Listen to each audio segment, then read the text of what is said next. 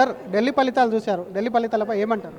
అద్భుతమైన ఫలితాలు ఎక్స్పెక్ట్ చేసిందే. ఎందుకంటే ఈరోజు దేశ ప్రజలందరూ కూడా ముక్త్ కాంగ్రెస్ దేశాన్ని కోరుకుంటా ఉన్నారు.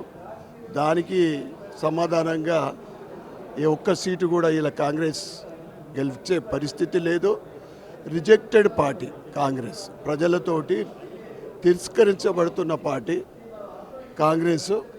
ఆప్ చేసిన పాపానికి ఫలితం అనుభవిస్తూ ఉంది. దాంతోపాటు తెలంగాణలో 3 ఎమ్మెల్సీ స్థానాలు ఖచ్చితంగా గెలవబోతూ ఉన్నాం. ఎందుకంటే ఒకవైపు యూత్ డిక్లరేషన్లో ఇచ్చిన హామీలో ఒక్కటి కూడా ఈ కాంగ్రెస్ ప్రభుత్వం నెరవేర్చలేదు. ఫీ రింబర్స్మెంట్ కూడా దాంతో చాలామంది గ్రాడ్యుయేట్స్ కానీ కాలేజు యాజమాన్యం కానీ స్టూడెంట్స్ కానీ ఇబ్బంది పడుతూ ఉన్నారు. మొత్తం తెలంగాణలో కాంగ్రెస్ బీఆర్ఎస్ అయితే మటుమాయము. కాంగ్రెస్ ఏదైతే పూర్తిగా వ్యతిరేక పవనాలు ప్రజలందరూ కూడా అన్ని వర్గాల ప్రజలు వ్యతిరేకిస్తూ ఉన్నారు.